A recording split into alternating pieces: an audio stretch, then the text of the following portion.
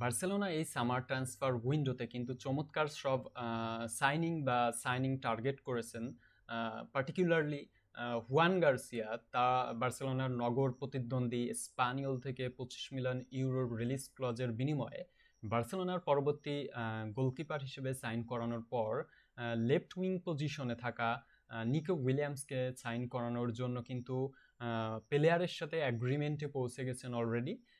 এর পরবর্তীতে release clause বা ফাইন্যান্সিয়াল ফেয়ার প্লে রুল বা স্যালারি ক্যাপের যে লিমিটেড ইস্যুস রয়েছে বার্সেলোনার, সেটা সলভ করতে পারলে কিন্তু বার্সেলোনা নিকো উইলিয়ামসকে সাইন করাতে পারবেন এবং লেফট উইং পজিশনে কিন্তু নিকো উইলিয়ামসই একমাত্র বার্সেলোনার ফার্স্ট প্রায়োরিটি, যেখানে কিছুদিন আগে আমরা দেখেছি যে স্পেশালি স্পোর্টিং ডিরেক্টর ডেকো লুইস ডিয়াজকে প্রায়োরিটি দিয়েছেন, কিন্তু না, এখন লুইস ডিয়াজ, মার্কাস রাশফোর্ড বা ভেটেরান ইভান প্রেসিস না, এখন লেফট উইং পজিশনের জন্য বার্সেলোনার প্রধান টার্গেট লুইস ডিয়াজ, বার্সেলোনার প্রধান টার্গেট নিকো উইলিয়ামস।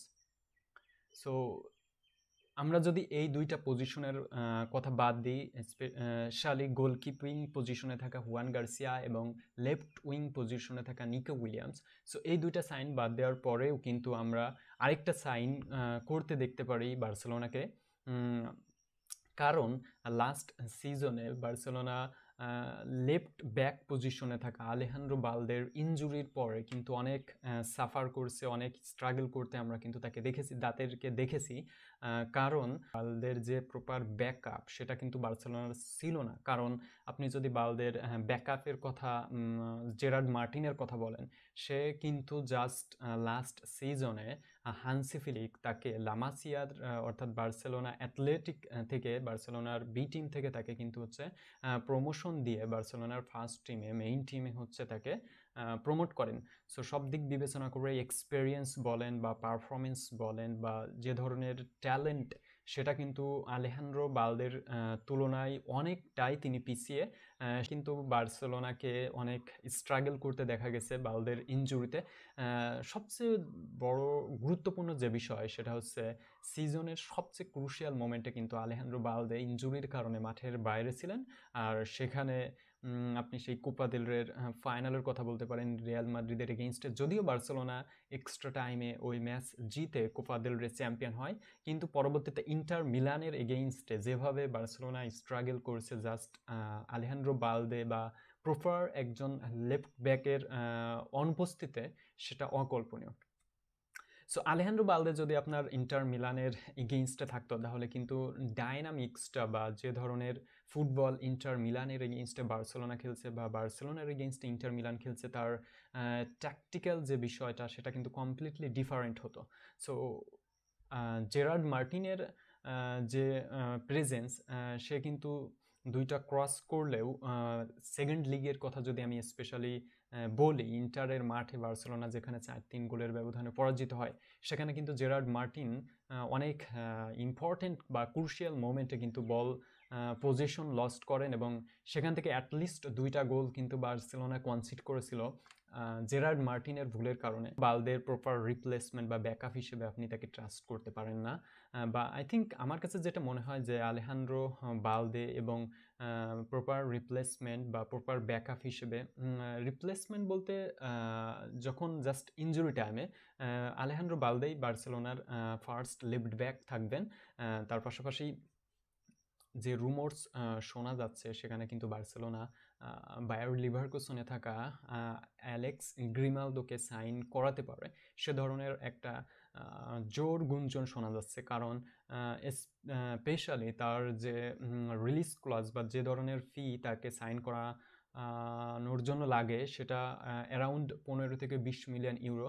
সেখানে বায়ার লিভারকুসেনের কিন্তু তিনি প্রধান অর্থাৎ মেইন লেফট ব্যাক। সো বার্সেলোনাতে যদি তিনি আসেন, তাহলে কিন্তু তাকে স্যাক্রিফাইস করতে হবে গেম টাইমের জন্য, কারণ বার্সেলোনার ফার্স্ট প্রায়োরিটি লেফট ব্যাক পজিশনে আলেহান্দ্রো বালদে।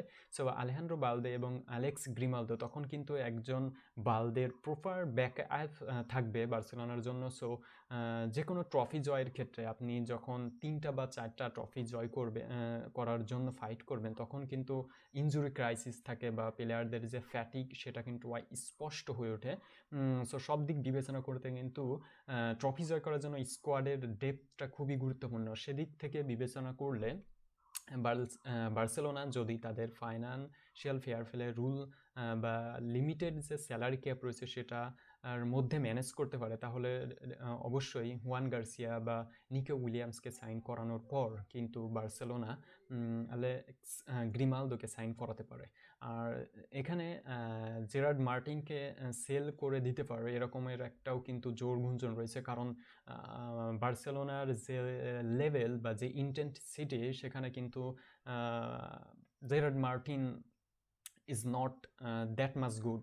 সো ডেফিনেটলি আর তার থেকে আরেকটা বিষয় ইম্পর্টেন্ট, সেটা হচ্ছে বার্সেলোনার লামাসিয়ান 18 বছর বয়সী লেফট ব্যাক পজিশনে আরেক ট্যালেন্টেড ফুটবলার, যিনি কিনা পরবর্তীতে অর্থাৎ নেক্সট সিজনে প্রমোট হতে পারেন বলা হচ্ছে। তার নাম হচ্ছে জোফ্রে টোরেন্টস। সো তিনি খুবই ট্যালেন্টেড ফুটবলার হিসেবে বিবেচনা করা হচ্ছে এবং আলেহান্দ্রো বালদের ব্যাকআপ হিসেবে তাকে সামনের সিজনে দেখা যেতে পারে। সো আলেহান্দ্রো বালদে কিংবা অ্যালেক্স গ্রিমালদোকে যদি সাইন করায় সেক্ষেত্রে জোফ্রে টোরেন্টস থাকলেও সেদিক থেকে কিন্তু জেরার্ড মার্টিনকে বার্সেলোনা বিক্রি করে দিতে পারে। তাহলে লেফট ব্যাক পজিশনে কিন্তু বার্সেলোনার যথেষ্ট ডেপথ থাকবে, স্পেশালি অ্যালেক্স গ্রিমালদোর কথা যদি বলেন। জাভি আলোনসোর বায়ার লিভারকুসেন যেখানে লিগ জয় করলো, বুন্দেসলিগা জয় করলো বা ইউরোপিয়ান লিগে বা এবছর চ্যাম্পিয়ন্স লিগে তার যে দুর্দান্ত দল, সেখানে কিন্তু Alex Grimaldo one of the কি প্লেয়ার ছিল, স্পেশালি লেফট ব্যাক পজিশন থেকে। সো সব দিক বিবেচনা করে গ্রিমালদো কিন্তু অনেক এক্সপেরিয়েন্সড একজন ক্যাম্পেইনার। সো বার্সেলোনার যে ফিলোসফি তিনি খুবই আন্ডারস্ট্যান্ড করতে পারবেন ইজিলি। কারণ আরেকটা কারণ রয়েছে, সেটা হচ্ছে অ্যালেক্স গ্রিমালদো হচ্ছে লামাসিয়ান গ্রাজুয়েট। সো সে অবশ্যই ভালো করেই জানে যে বার্সেলোনার কি স্ট্র্যাটেজি বা ফিলোসফি বা ট্যাকটিক্যাল আইডেন্টিটি আছে।